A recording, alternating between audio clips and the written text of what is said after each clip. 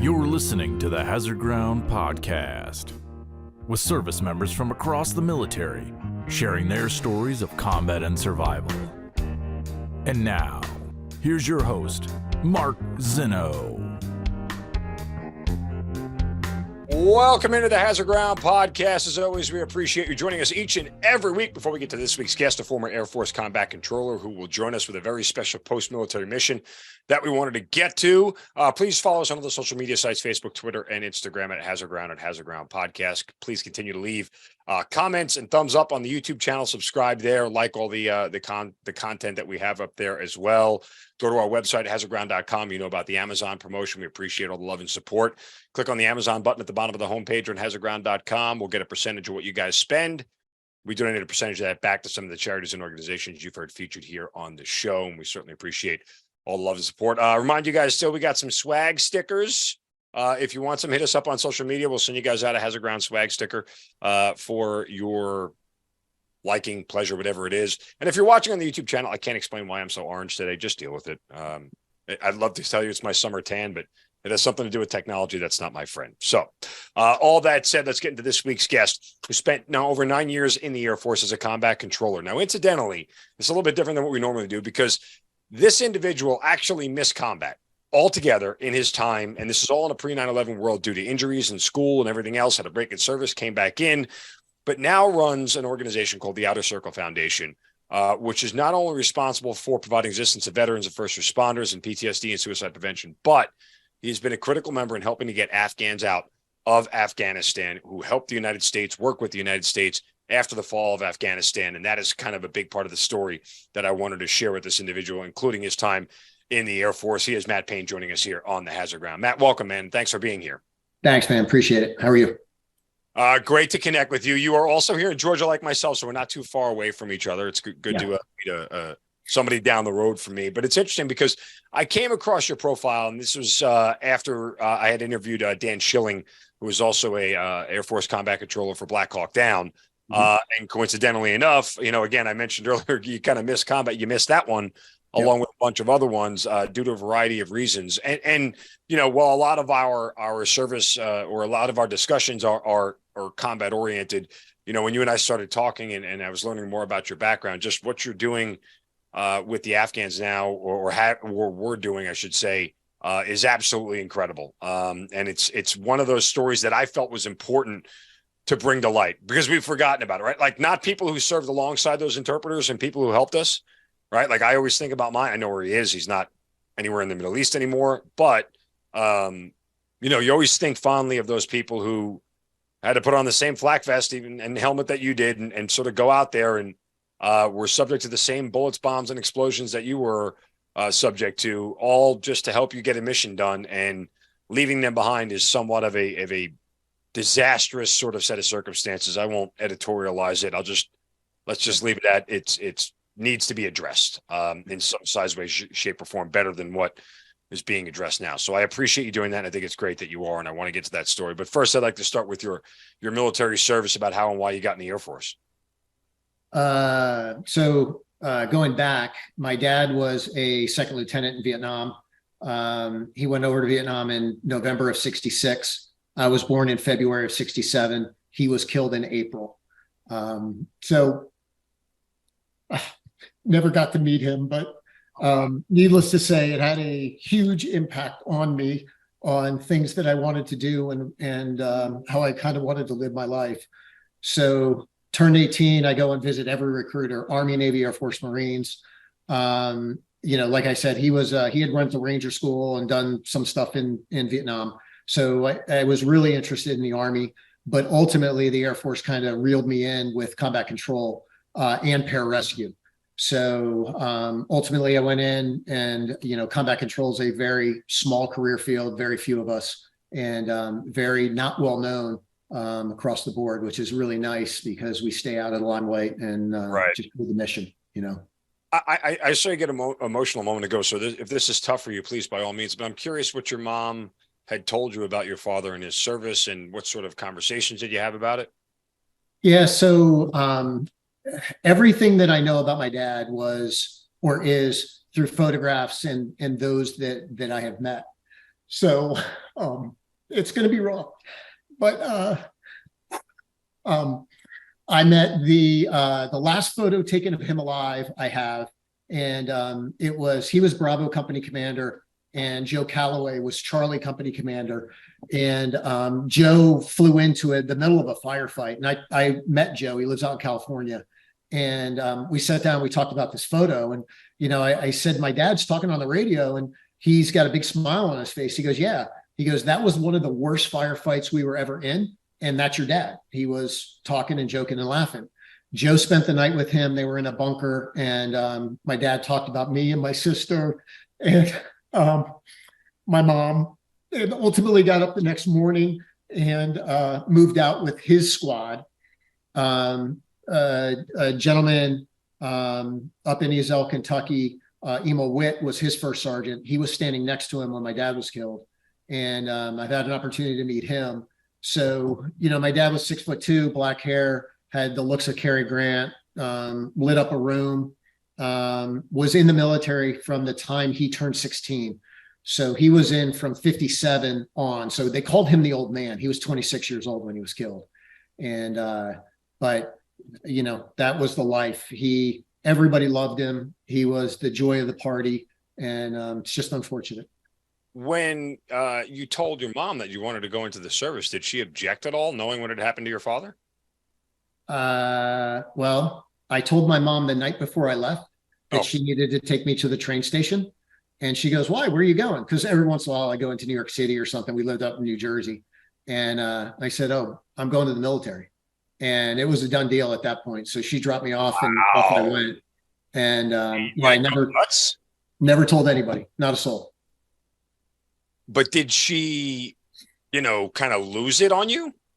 No, I mean, she understood. It took me a long time to grow up. I hated life for the longest time. I hated people. I pinned everything back on everybody else that, I got the crappy end of the stick. And it took me a long time. But I mean, she got it. She didn't like it very much because, when I went into the military, being part of the special operations world, we would just disappear and be gone. I try to write her or call as often as possible. But we had no cell phones back then. So I think it was ham radio. Like we would go to a ham radio operator, they'd make a connection, and then we would end up speaking with somebody for as long as the connection would hold out. But yeah, she was very, very happy when I ended up getting out of the military, for sure. Let's again talk real quickly about the combat controller aspect. I know you said you're interested in the Army because your dad was a Ranger. I mean, what about necessarily the Air Force? And I mean, special ops, yes, that makes a total, a ton of sense. But what about necessarily the idea of, the Air Force and the combat controller world that kind of turned you on? Yeah. So I actually went into the military to be a pararescueman. That was my ultimate goal. And when I went to the recruiter gave me, when you go into the military, you get a guaranteed job, right? Whatever that is. I was able to get a guaranteed job of combat control, and pararescue was voluntary. So when you go into basic training, you go into a room and they showed you a B-52 tail gunner, a pararescue video, a survival school instructor, and one other video. And if anybody wanted to volunteer, you stood up and said, yeah, this is what I want to be. And they move you through. And if you make it, you make it. And if you don't, then you go back to your guaranteed job. So pararescue had a pass test. I went and took the pass test and passed it. And I was waiting to get my contract changed. And a woman came up to me and goes, hey, are you the pararescue guy? I said, yes, I am. She said, didn't anybody tell you? And I said, no. She goes, you're not going to be pararescue. Go. And I said, why? Combat control was understaffed. Pararescue was overstaffed. I was guaranteed combat control and they wouldn't change my career field. So ultimately I went in and ended up loving my job as a combat controller and ended up working, alongside pararescuemen. But, it was what it was, and it became what it was supposed to be. So Well, look, I mean, again, thank you for sharing about your dad. I know it's tough, so I appreciate you spending the moments doing that. How much did you read up on, the idea of combat controller? What did you know about it going in, or were you one of those guys who just sort of went in blind? Yeah, I went in blind. I did not. The recruiter gave me a little brochure. Being an air traffic controller in austere and non-permissive environments, and me as a 18-year-old kid, what does that mean? And we started 179 of us started combat control training. 6 of us graduated. So wow. Yeah, it is. Through. Okay, so I have not had a lot of background in the schoolhouse of combat control. I know the SF world very much. I know Buds. Yep. What is enlighten the audience? What is the sort of process to get through the whole deal? So now understand, right? When I went in, it was much different than it is now. Right. So when I went in, we started at Air Traffic Control School in Biloxi, Mississippi. And you are a certified, FAA certified air traffic controller, right? A lot of people go and get their tower rating and do different things. But as you work through combat control school or air traffic control school, right? Those that graduate then moved on to jump school with the Army. After jump school, we went to combat control school at Pope Air Force Base. And that's where you kind of pulled everything together. Landing zones, drop zones, demolitions, weapons, some jumps, leadership, and doing some of those things. Then you were assigned to a team and you would show up at that team. And then I went to Halo School and Scuba School and Survival School and all of those when opportunities arose to get to those schools. Now they go through what's called the OLJ, which is a 8-week pre-course of physical fitness. And if you pass that, then you get put into the pipeline. The pipeline is roughly about 2 years long, and it goes through every single school that you're going to go to. Survival school, jump school, Halo school, combat control school, air traffic control, the whole 9 yards. So when you leave as a combat controller, you are fully trained. Then you go to your team and you go through what's called green team and ultimately become combat ready. And then you're part of that team and off you go. We had special operations teams at Hurlburt was one and the 24th was the other. And then we had conventional teams and it was the difference that we worked landing zones and drop zones. I was part of the special operations world at Hurlburt. And luckily that we worked a lot with the 24th, and that's where I ended up was at JSOC at the 24th. Okay. What's the hardest part? Is it the Army stuff, the jump school and everything else for you guys? I mean, because again, forgive me for my very limited knowledge of this. Yeah. I mean, as a Air Force, as a combat controller, right? Like you're directing air traffic. That's kind of it's not exactly a physically demanding job. You're not asking people to be up, for 4 days straight without food or water and survive. You're using a textbook type mentality, if you will, right? Like there's just a lot of learning and math and numbers and you're putting all together. So I don't say that to demean it, obviously, but I only say that in the sense of, did the physical stuff start to be like, okay, maybe this isn't worth it, or, I wasn't really necessarily physically prepared for all the stuff I had to do? Kind of where's your mindset through the whole process? Well, you kind of didn't have a choice, right? Up at 4:00, get your room ready, go have chow, come in, go to class. You're in class until 4:00, get out of class, immediately go and change to PT. You're at PT from 4:30 to probably 6:30. And I think we did 2,300 push-ups on a given day. We would run 6 to 12 miles. You get done with the physical aspect of things, you go and eat chow, and then you have to get your uniform ready and you're studying for all your exams, right? Everything from an air traffic control standpoint, weather, ground operations, tower operations, non-radar, all of that. And then by the time you go to bed, it's 1:00 in the morning, you're up again at 4. So, it's both mental and physical at that point in time. And, there is a very, very high level of expectations put on somebody who is going through the pipeline, whether they are going to be able to cut it with their team, work as a team, but also do they have the mental fortitude or the physical ability to do it as well? Jump school was actually the easiest for me. I mean, it was pretty much straightforward. You did PT, you went and jumped out of a plane, big deal. That was it. And then off you went.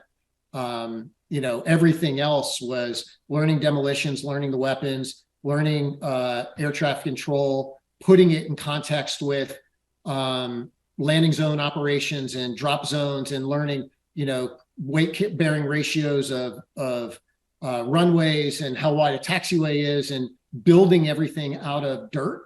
And then, staking everything out and doing all of that. That's just kind of where it comes in, right? So we are we know a lot about everything, but, really focus on whatever it is. Some guys focused on communication, some guys focused on close air support, but you have to know it all, and you have to know it inside and out, and be very, very good at it at the same time.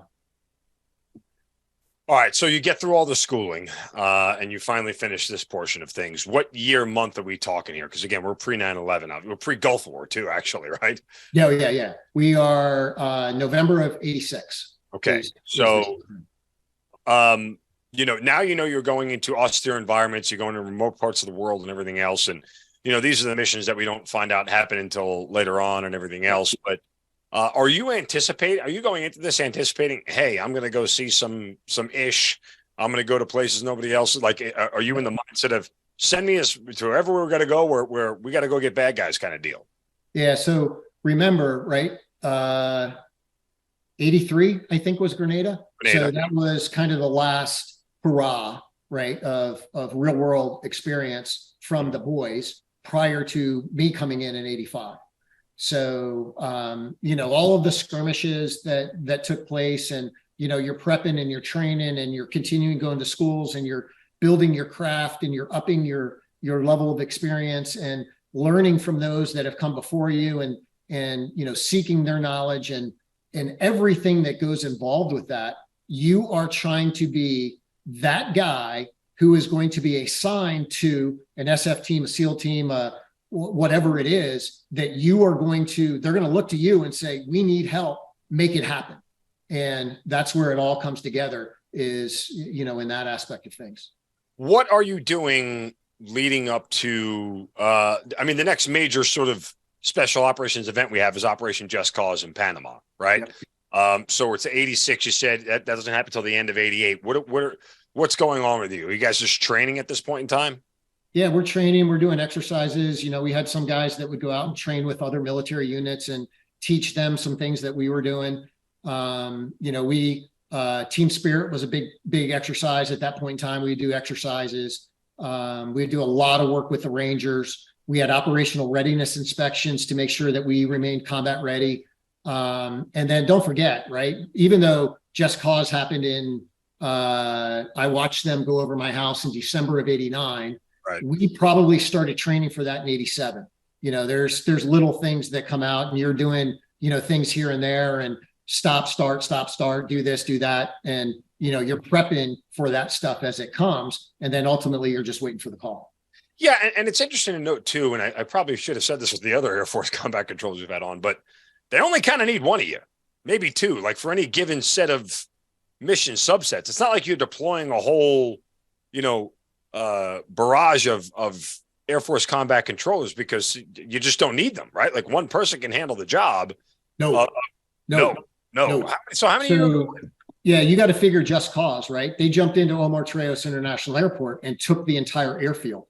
That is more than one combat controller. We're setting out lights. We're marshaling airplanes. We're clearing the runway, right? We're doing all of that stuff while fighting the oppositional forces and prepping our guys that are up overhead to either drop or come in and land. It takes many. Okay, so I guess I was going with the question, and my supposition was wrong, obviously. But where I was going, you're waiting for the call. It's like, well, how do you know who's first in the hopper to go and who's not? Because again, like, you don't deploy as a unit, though. We deploy as a team, right? So there could be one or two of us. There could be an entire package that would do an airfield seizure, right? So whatever that looks like is wherever you are. And you kind of, what you're doing leading up is you are showing the head shed that I know my craft. Therefore, I want to be put in the toughest mission you can come up with. Okay. That's ultimately the goal, right? Is that you build the credibility, you build the confidence in them to say, hey, I want you to do this because we know you have the capability of doing it. Interesting. Again, we said at the beginning, you sort of Miscombat. You talked about the planes flying over your head. Yeah. Why weren't you on one of those planes? I tore my anterior cruciate in either 88 or 89. And ultimately, they told me it wasn't torn. I went up to Pennsylvania, saw Joe Torg, the head knee guy in the world. He said, yeah, you tore your anterior cruciate. I came back. And ultimately, when you tear your anterior cruciate, your tibia and fibia here and your femur's up here. And that ligament keeps your knee from doing this. Yep. So over the course of 4 or 5 months, my knee would dislocate and come back. Ultimately, I had surgery in September of 89. And that surgery requires 2 metal screws that are put in your knee. At that point in time, if you had metal in your body, you couldn't pass a flight physical. So therefore, I couldn't be a combat controller anymore. And so ultimately, I was out of the military because when you're not a combat controller, you go to the needs of the Air Force. So they need a cook, they need a bus driver, they need a mechanic, they need a whatever. That's what you become. And that's just, I came in to be a combat controller. I didn't want to be anything else. So out I went. All right. So you end up missing this whole deal. Yep. Did you think at that point in time your career was going to be over? Yeah, I did. Were you fighting it? Were you just like, this is what it is? Were you pissed? What's your emotions towards the whole thing? Oh, dude, I was so I remember being in my hospital bed, just coming out of surgery. And I got a telephone call that I think my mom took and said, hey, the first sergeant's over with your reenlistment papers. And so he came over and sat next to me. And ultimately I was getting ready to sign. And he goes, oh, by the way, did somebody tell you you're not able to be a combat controller anymore? And I was like, no, nobody told me that. And they were like, yeah, you have metal in your body, so therefore you can't. And dude, I mean, at the end of the day, what does a screw in my knee have to do with anything that we're dealing with? And I think at that point in time, they just didn't know how strong it was going to be, if it was going to be able to maintain or whatever. But to be pissed off is not even to put it in perspective. With everything that I went through, all of the, everything that happened over the last 4 years and the burden we put our body through, the time we spent away. I mean, I think the average combat controller is gone over 300 days a year, ballpark, wow. Through TDYs and doing different things. So, I mean, we were always on the move and on the go. And, you do that and you get hurt doing what you're doing. And now you're sitting, watching everybody fly over that you trained for 2 years prepping for, and off they go. And you're reading about it in the newspaper. When you are forced out, what do you know what you're doing next? Do you know how you're handling things? No. I called my uncle. My uncle had a machine shop in Baltimore. And I called him and I said, hey, and I talked it over with him. He goes, look, come work for me. And, we'll figure it out. We'll have you go to college. And when I was in high school, I was a big, big soccer player. And I got out. Maybe that's why your knee went to shit. Yeah. So that's part of it for sure. I went to work for my uncle. I worked for him for 3 months. It was not for me. So I moved back up to New Jersey. I moved in with my mom. I went to college. I played college soccer. My knee held up perfectly fine. And I got to the point where I just called the military back and I said, look, is there any way I can come back in? Is there anything I can do? Can I go get the screws out? Can I do this or that? And they told me, oh, by the way, we have a waiver now. You can come directly in. And so I talked to Craig Brochi, who was my commander at the time down at Hurlburt. He was now the commander at JSOC. And ultimately I went directly to JSOC, and that's where I went back in December of 91. December of 91. Look at the Yep. calendar here. That whole Gulf War thing. Yep. Missed it. Yep. Yeah. Okay. Yep. So now we're 0 for 2. Do you Yep. think at this point in time when you get back in, like, because of your injuries and everything else, is your mindset now different? Like, I'm not going to combat. Like, I'm going to just end up being in a different job kind of deal. And No. I have to. No. Okay, so you still think you're going? Yeah. Oh yeah. Yeah. You're prepping everything. I mean,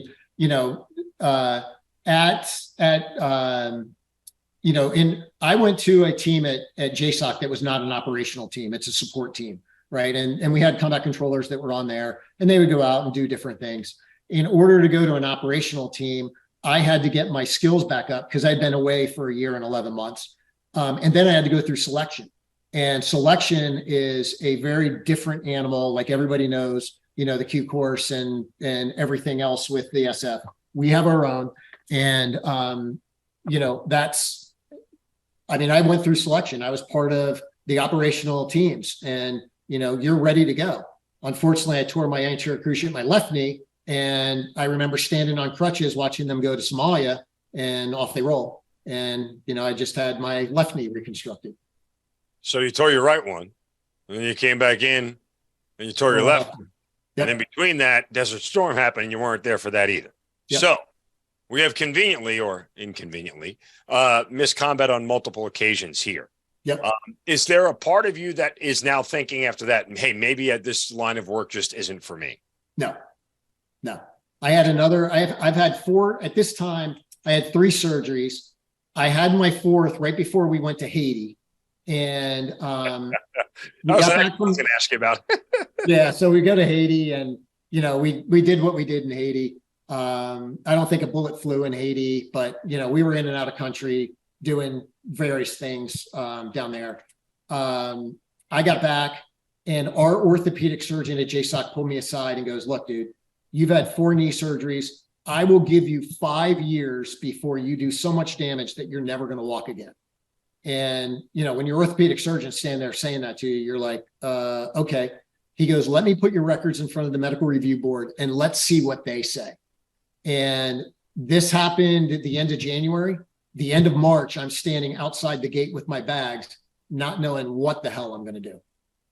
So I was medically retired at that point in time, and off I go. And again, just remember for sake for those who may not remember or don't know what happened in Haiti during Operation Uphold Democracy, there was an invasion. We did get on ground, but the Haitians kind of went back and said, well, they kicked everybody's ass in Grenada, and they kicked everybody's ass in Panama, and they probably will kick our ass. So let's just not get into a skirmish with these folks. And that was about it. I think one Navy interpreter was wounded during the entire skirmish, if you will, and that was it. So you got deployed, but again, as you said, not a shot in anger was ever fired on either side. How do you decide when, for you, like, how do you decide when I'm done fighting this battle with my knees and the military and everything else, and I'm going to go out, get out and do a different thing? When I sat down and talked to the orthopedic surgeon, right, and he said, let's see what the medical review board says. And when I did that, that's fine.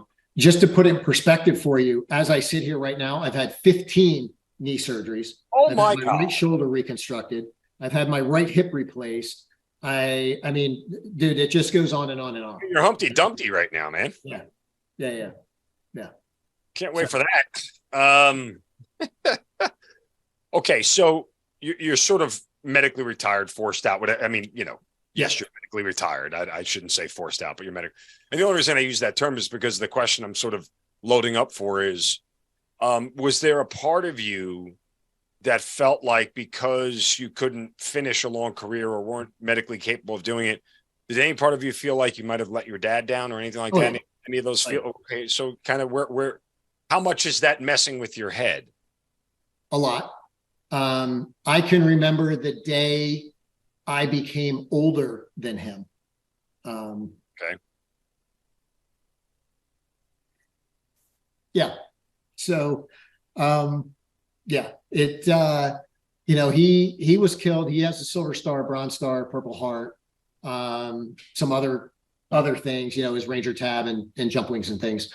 But in my head, as I went through my life, I should have seen combat like him. I should have not necessarily been killed, but, lived up to things that he did in perspective to what I was trying to do. So, yeah, I mean, it still weighs on me today, for sure. Yeah, I mean, I can kind of walk through this with me. If you had done all those things and survived, what I guess what would make you feel better? Have you ever sort of had this conversation with yourself? What would have you validated in yourself had you made it to Panama and were there? Had you made it through Black Hawk Down, or have you made it through Desert Storm? Like, if you were in all these engagements and got out, like, what in your mind makes you have some sort of approval from your dad that you don't have anyway? I've pondered that. I've toyed with that. I don't have an answer for that. I just don't. I think on some level, right? I mean, it's almost a little bit of survival's guilt, right? So, Sure. he was killed. I should have gone in and done everything that I could have. And whether I got killed or not, there it goes, right? I mean, it is what it is. But it's not having the opportunity, and being as highly trained as we are really irritates the shit out of me. Sure. That I get. Like, that to me makes a little bit more sense, right? Like, the whole, have I been tested? Have I been, have I survived? Kind of, would I be able to thrive in this, when called upon? That I understand. I just kind of, and part of me is sort of apologetic in asking you these challenging questions about your dad. I think it's critical to your story. And I would argue, and we'll get to this here in a moment, but for whatever you failed to accomplish in uniform, the things you're accomplishing out might have a greater impact, making your father equally as proud of you for what you're doing now than what you could have done in uniform. Yeah, I mean, God has a plan, right? And a lot of people sit and look and say, how can you get up on a plane and, X number of 1,000 feet in the middle of the night and jump out? And the way I go through life is, God has a plan for you. If it's my turn to die, whether I'm in a car and with a parachute on, in a bathtub, whatever it is, I am going to go. My decisions have led me to that point in time, and it wasn't my turn. And obviously, God had different things for me, and this is what we're doing, right? We're here trying to make everybody's life better, doing different things, trying to give back, and the like. So, yeah. All right. So you're out of the military now. You're moving on. And I'm curious as to, because, obviously between now and the fall of Afghanistan, between when you get out in 95 and the fall of Afghanistan, a whole bunch of things happen, including 9/11. Yep. How do you know when and where you, how do you sort of figure out what you're going to do with your life after you get out? So, like I said, I had 2 months and I didn't know. I went back to New Jersey and I waited tables. And, one day I would wake up and say, oh, I want to be a fireman. Next day I would wake up and say, oh, I want to be a chef. Next way I would wake up and say, oh, I want to be a cop.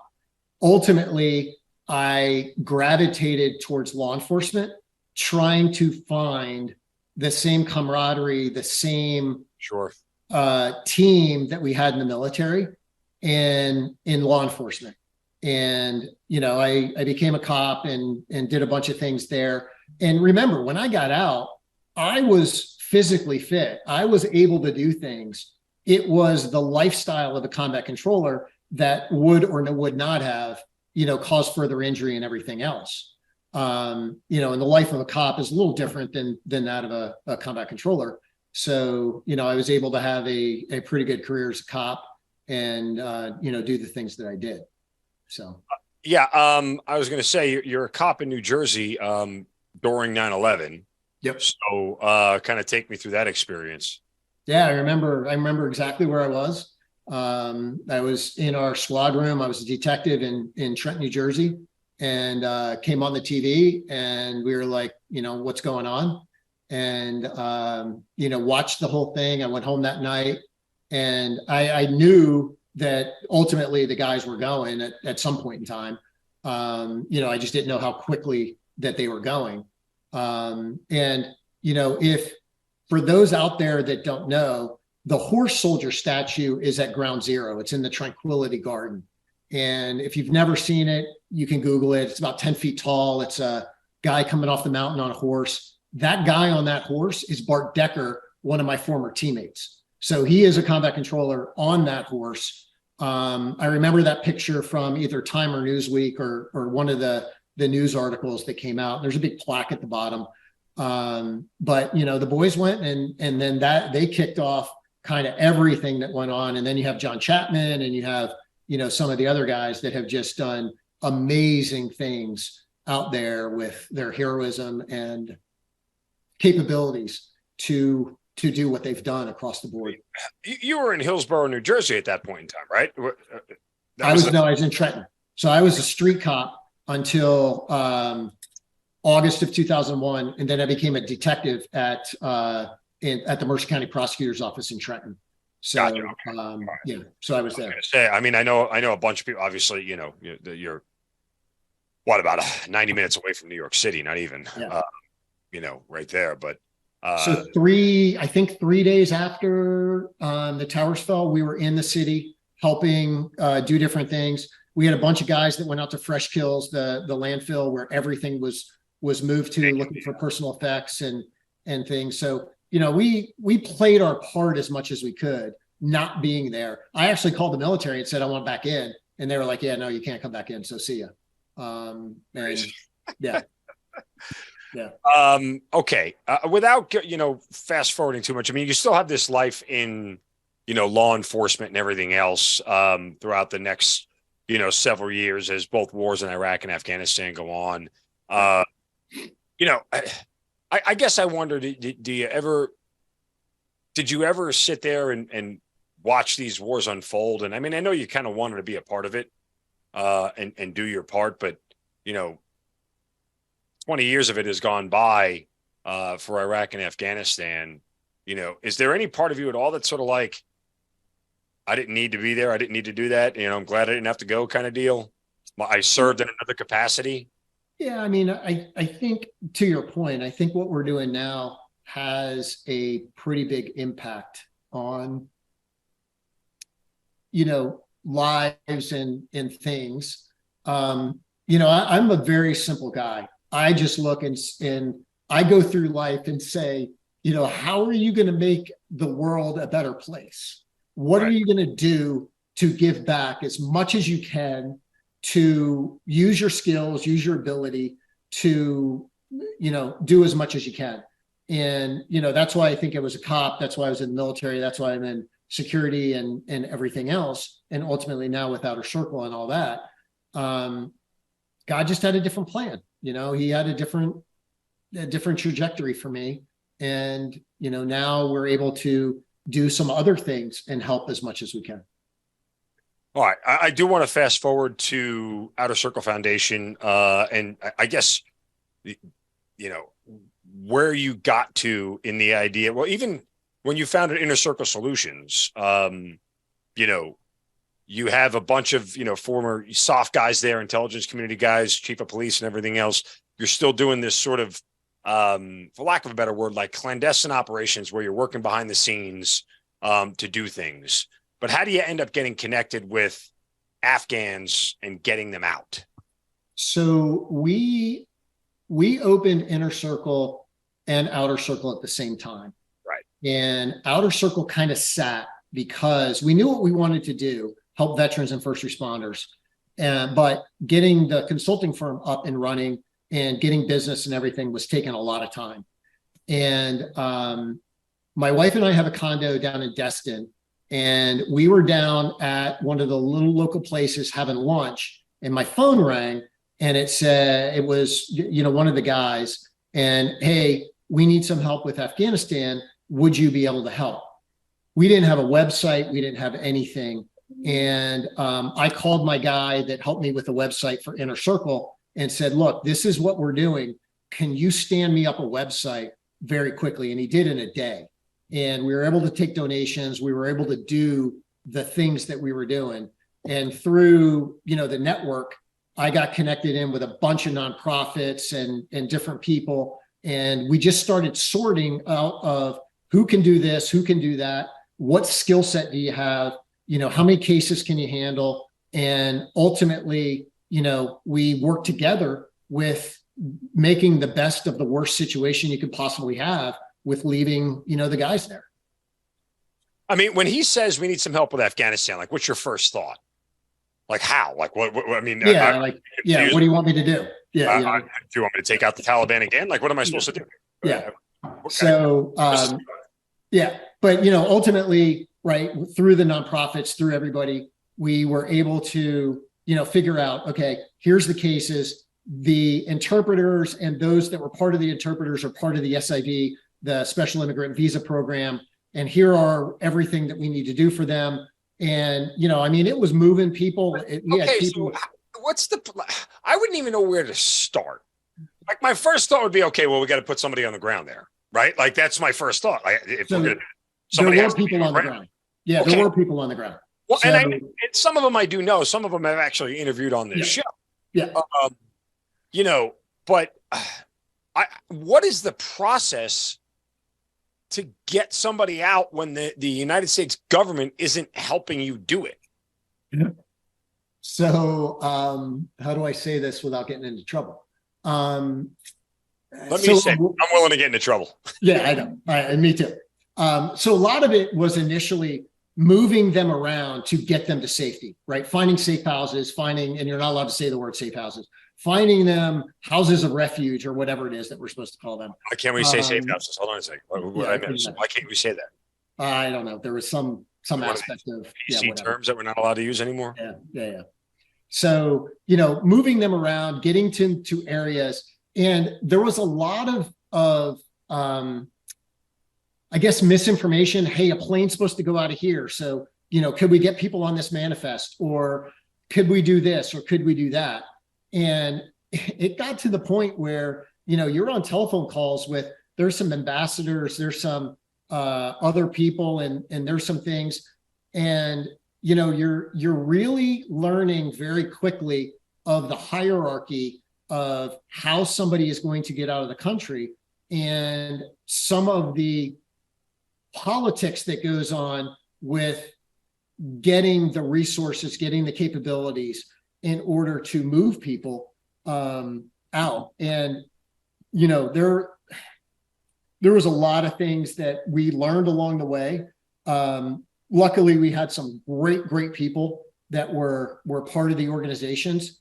We were collecting money, so we were able to fund buses and transportation and some of the locations and food and different things from that perspective. And then ultimately you're given a caseload, and you are monitoring and tracking these people, making sure they're safe, checking in with them. My wife is right over on the other table, and she was cracking up a couple of minutes ago. Cause I think for probably a year, I was working during the day and then up all night, because now you're on the Afghan time or Pakistan time or whatever. And, checking in with people and making sure everybody's okay and all that. And you'd sleep an hour here or sleep an hour there. And it was no different for me than it was for anybody else. Everybody was doing the same thing. And what level of danger was going on at that point in time? Like, not to get all Hollywood, right? Like, yep. Are we talking like Argo, like they're looking for the American hostages? They're actively going, searching house to house, looking for people. So we had Americans on ground, right, who were walking the streets of Kandahar, Bagram, whatever it may be, moving people around from facility to facility, because I don't want to say that SH word, haven to haven, if you will. Yeah. And their lives are on the line every single moment of every day. Yeah, a lot of the work that I did was through Afghans, right? Okay. So we had a network of Afghans, and they would be our trusted source, right? And you'd vet people, and you'd have people come to you and say, hey, I want to do this or I want to do that. And either you better come to me with a very good credential base and somebody behind you that I can call and say, hey, did this person do what they're telling me they did? Or how can I vet you to make sure that you are legit and you're not going to do something? Because I mean, there were bounty on people's heads. We had a child get shot in the face. There were people that were pregnant that we had to move to hospitals so they could have their babies. We had guys get shot in the shoulder, shot in the hand. Like, they were actively hunting these guys as much as they possibly could. Not only them, but their families, right? So, you know, you got to think about it. If I can't get you, but I can get your family, well, I'm going to hold your family, and you better come out, or I'm just going to start killing them one by one. I saw that in Iraq with a lot of my Iraqi soldiers who are. Yeah.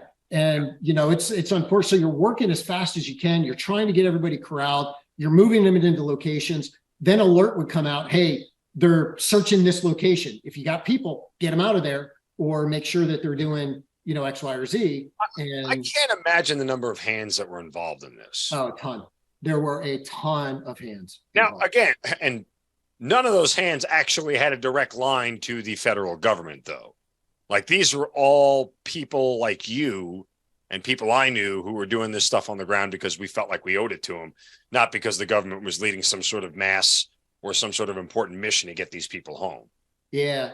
At one point in time, and I don't know when it was, right, we got word that the FBI was starting to knock on people's doors, and they were going to start. Like Americans' doors.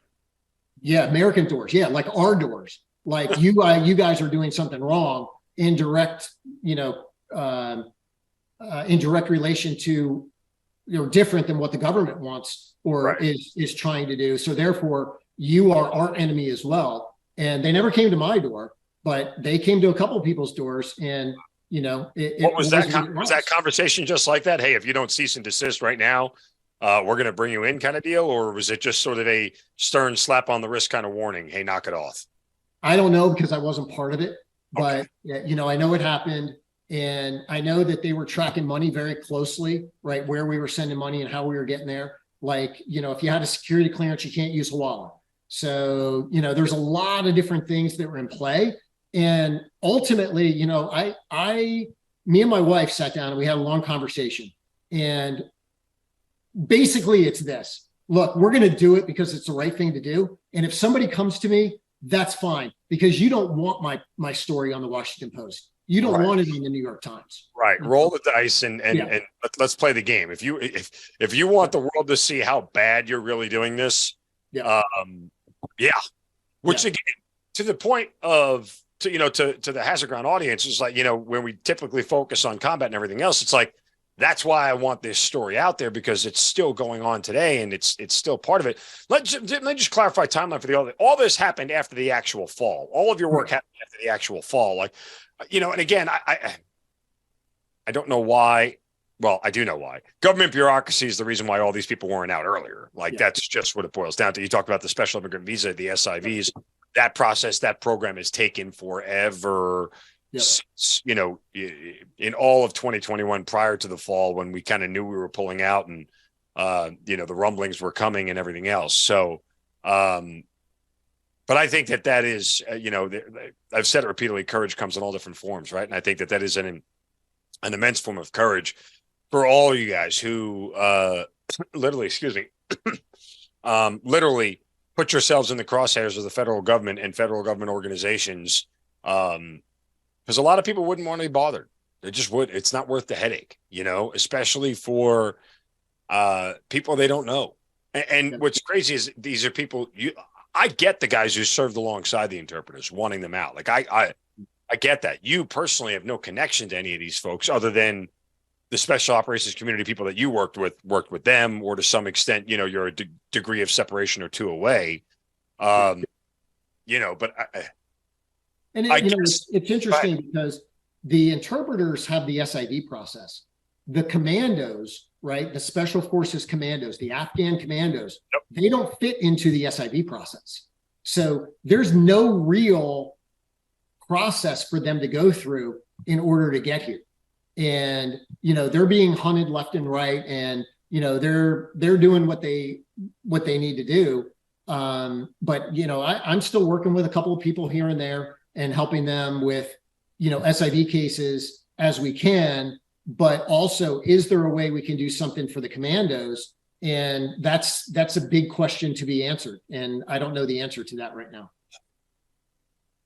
How nerve-wracking is it when you're getting somebody out, like, and they're on the flight. Again, I don't know why I go back to the movie Argo, but it's just like, you're waiting for that signal that the flight is all clear and it's taken off and it's airborne and it's out of Afghan airspace and it won't be shot down, kind of deal. Right. Like, I mean, what is that emotionally like for you? So it's even more than that leading up. Just because your name's on the manifest does not mean that you're going to be on that plane. Right. So we don't know if they're on until we get a confirmed manifest, because again, right, there's political things going on. So if somebody said, hey, I want 5 people on there, well, 5 people got to drop off. And it would just be, that chaos and pandemonium of whether this is going to happen or not.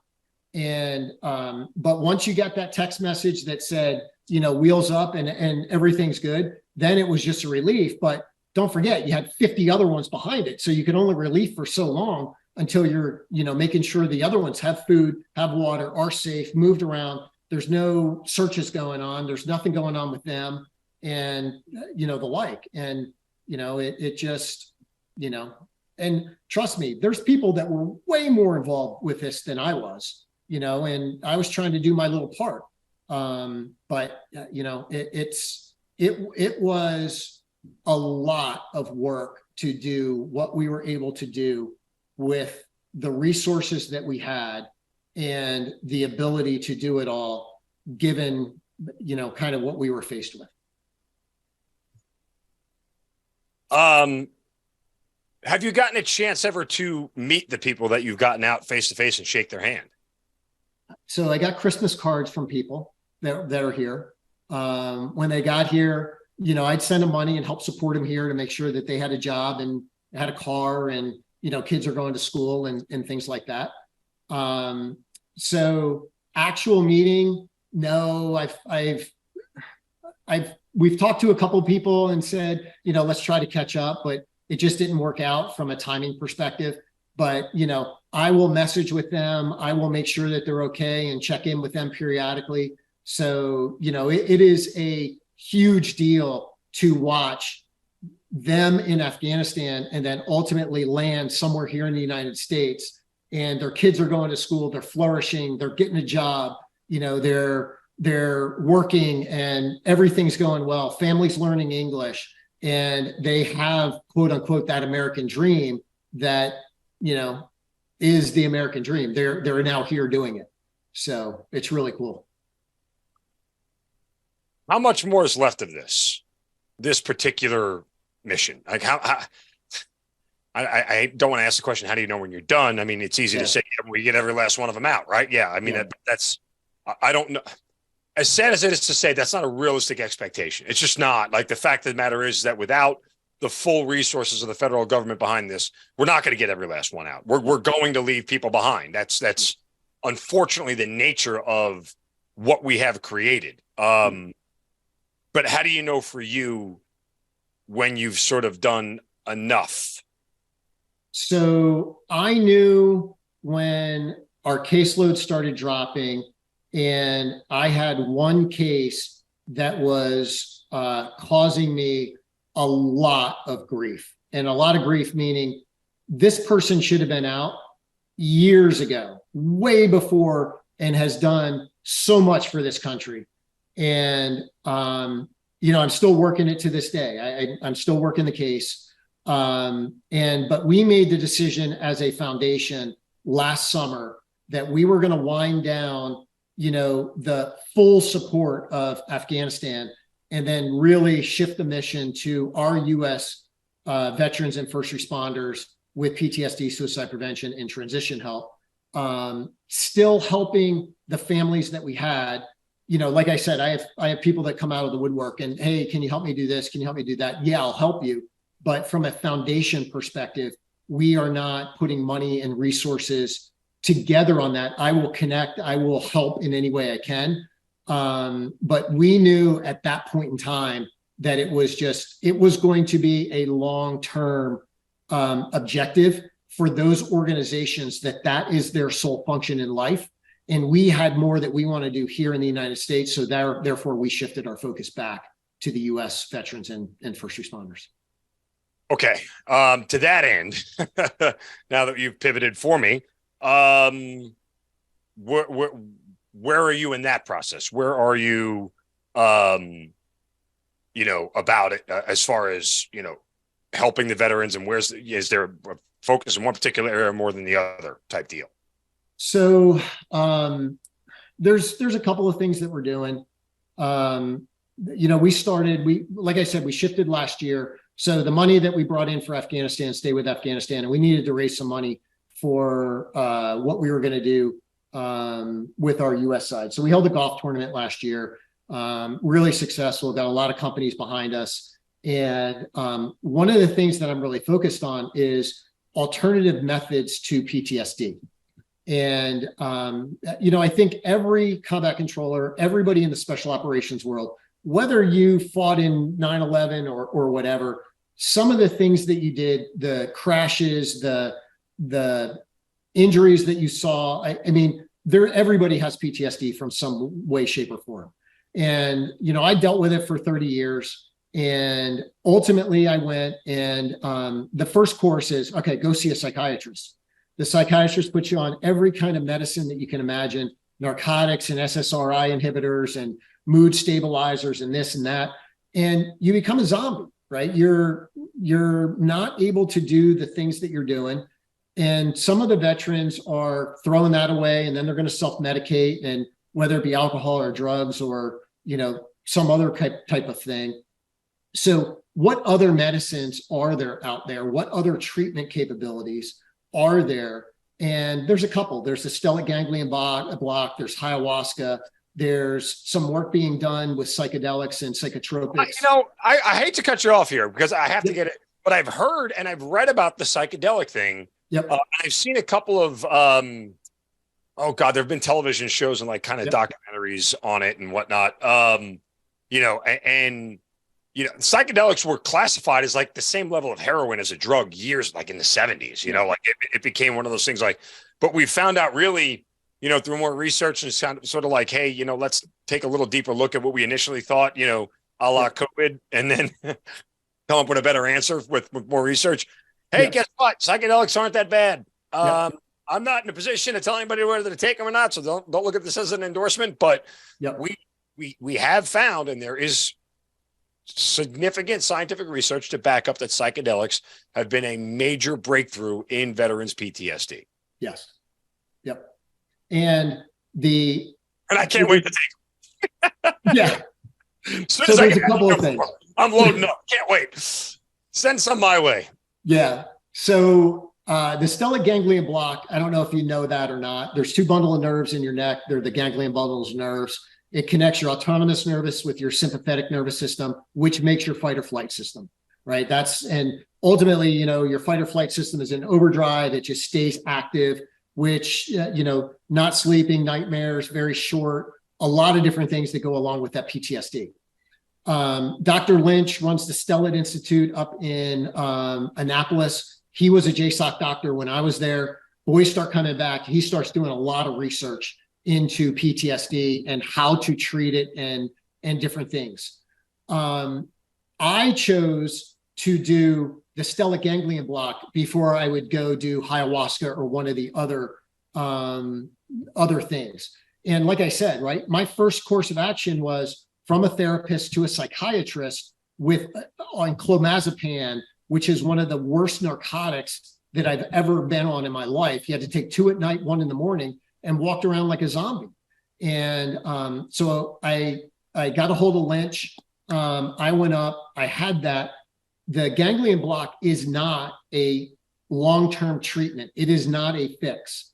It is a temporary solution that alleviates the aspects of PTSD to the point where you can sleep. It reduces nightmares. It does a bunch of different things for people. How long it lasts is based on the person, based on the severity of the PTSD and other factors that come along with it. And it is approved by the VA. The Atlanta VA will do it. I think there are 3 or 4 VAs throughout the United States that will give the ganglion block. And one of my former teammates is the SEAC. So he's a senior enlisted advisor to the Joint Chiefs. Yeah, I know. We interviewed one here on the show. Yeah, CZ. So CZ was. No, John Troxel was the one that he was the third SEAC. Okay. So CZ is there now. Ramon Colon Lopez is there. So he's there. He's a pararescueman. And, I got a hold of him and I was like, look, dude, even though the VA does it, you got to go and do all of these other psycho medicines, the narcotics and the SSRI and this. And he goes, no, dude, we passed the stellate ganglion bill, I think. And I'm probably going to get this wrong. But basically, if you go to the VA and you're diagnosed with PTSD, you can tell them, I want the ganglion block, and you bypass all of those medicines and all of the other typical treatments for PTSD, and you go directly to the stellate ganglion block, which is great. But not a lot of people know about it. And so that's one of the things that we're doing. I met with the governor's office 3 weeks ago and had a long conversation with them. And I told them about the ganglion block, and they were like, you never heard of that. We didn't even know. Which governor are we talking about? The one in Georgia? Yeah, here in Georgia. Yep. I met with their policy person that dealt with Veterans Affairs, the policy person for first responders, I guess trust and safety or public safety or something, wasn't able to be there, but she followed up with that person. So it's really educating those that come forward and say, hey, I want a treatment in something, but what are my options? What can I do? How can I get something, to be done? There's a bunch of different options out there. It's just a question of what do you want to do and what is the best for you? Right. And I am in no way a mental health professional, so don't ever take that as an endorsement to anything, right? Sure. You got to go through process. You got to see the right people and make sure that you're diagnosed. And then does that fit the bill for X, Y, or Z? And then ultimately you do. Yeah. We are not doctors, but we did say Holiday Express last night. So for whatever that should be. So again, no official endorsement from the Hazard Ground podcast or any of its subsidiaries or constituents or guests or hosts or anything else. Let me get my disclaimer facts out of there right now, just to cover my my keystone. Yeah. Okay. So the work is ongoing and continues, and look, it's amazing. And I would highly suggest that everybody please go and check this stuff out, because it's so important if you're a veteran and you're searching for something different or searching for some level of experience or some level of care that you haven't gotten to this point. Yep. So again, I think it's super important that you do so. And the website is oneinnercircle.com with the number 1, right? So that's Inner Circle. That's the risk resiliency. I'm sorry, that's the wrong word. OuterCircleFoundation.org. Got it. Is the foundation. Yeah. Got it. OuterCircleFoundation.org. Yep. We have a golf outing on October 12th in Bears Nest. Yep. So we'll be back there. We have I fully expect an invite. Absolutely. All the way through. So yeah. So it'll be a fun day. Come out and play. And even if you don't play golf, come out and visit, because I do play golf. Come on, man. I mean, it's a big part of life these days. Oh yeah, absolutely. Yeah, it's fun. I'm inching closer towards retirement, but I try to golf as much as I can. It's therapeutic, at least for me. Yes, for sure. That's my ganglion block going. There you go. It's my version of ayahuasca, whatever the hell you want to call it. Yep. For you, and I've mentioned this before, but I'll try to phrase the question a different way. If you quantify everything that you've done between helping Afghans get out and now with veterans and PTSD, and you sat there and said, Dad, look at all I've done, what do you think his response would be? You done good. Yeah. But I mean, so at the end of the day, right? I mean, we're no different than a million other nonprofits that are out there trying to do the same thing. Sure, but but we are making some impact. So short that way. Yeah, I mean, it's just me. It's the way I'm wired. My wife gets on me left and right about this at all times, but we are doing everything that we possibly can to make sure that they're educated, make sure they have the resources that they need, and do everything that we can. Even if we can't help, I probably know somebody out there that can, and put you in contact with those people, whoever it happens to be. So, well, look, again, I was drawn to just for the pull back the curtain for the audience, as soon as I saw combat control, I'm like, okay, there's a story here. Generally, most combat controllers have a story.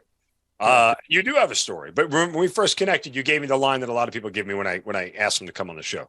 Well, I don't have a story. I was like, you have a story. Trust me, it's there. And then we started talking a little bit more, and you told me about all the work with Afghanistan and everything else. And that really kind of was just like, okay, we need to share this with people.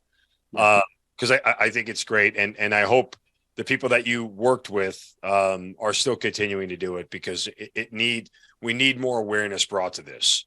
Yeah, there's a couple, right? Afghan Free is one of the organizations. Go to afghanfree.org. They're still doing it. Tarjoman is still doing it. The Moral Compass Group is still there. I think about 20 different nonprofits got together, and they're under the Moral Compass Group. And that's Scott Mann and those guys. I want people to just think about this for a second. Afghanistan falls, and everybody who was there and got out alive, okay, was able to come home. Their first reaction is, I need to run back there and go get the people who helped me. Yep. I need to walk back into as much chaos as I left, if not more, and go get the people who helped me, because somebody else was supposed to do it and they didn't. Yep.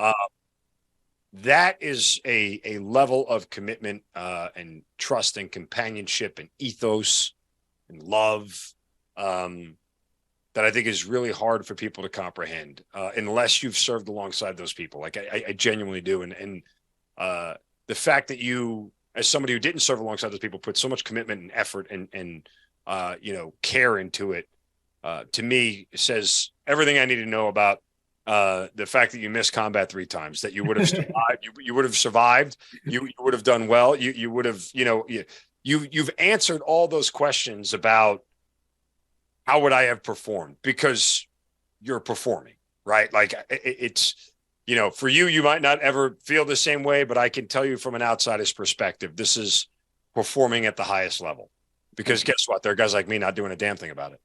Yeah. Well, you're doing it. You're well, I'm helping in a different way, but yeah, I mean, full disclosure, Hazard Ground community, if they said, Mark, we need you to go to Afghanistan and walk around on the ground and help get people out, I'd be like, yeah, hard pass. I'm good. Thanks. Just not my thing. Like, one, I never served in Afghanistan. It was Iraq twice. But, beyond that, it's just like, there are a lot of us right now, justifiably so, who are like, I got to live the rest of my life. I got to go forward. Yeah. The fall of Afghanistan was terrible. We all had emotions about it. We all had feelings about it and everything else. And, mine certainly would never have the level of those who served there, but you get the point. Trying to go backward is tougher for a lot of us, because all we're trying to do is take a step forward each day. And you learn that with your PTSD folks, right? We just want to take a step forward each day, because there's so much pulling us backward. Beyond all that, we could have this conversation for hours on end, but I do want to just, again, express genuine thanks and gratitude for all that work, because I think that's super important. And the work you're doing with PTSD now with veterans, again, outercirclefoundation.org is the place to go. Just incredible. I will tell you, again, I know your family is proud of you, and rest easy knowing that your dad is watching down over everything you're doing, and he is nodding his head in approval. He's giving you that salute that, like you said, you've done good, because you have, and I think it's worthwhile. So continue the great work, and thank you so much for sharing your story with us, man. Yeah, thank you so much. I appreciate it. Payne, thanks for being part of the Hazard Ground. You've been listening to the Hazard Ground podcast, hosted by Mark Zeno. If you have an interesting story to tell and you'd like to be on the show, send us an email at producer@hazardground.com. And if you like the show, don't forget to subscribe, rate, and review on Apple Podcasts. Thanks for listening. We'll see you next time.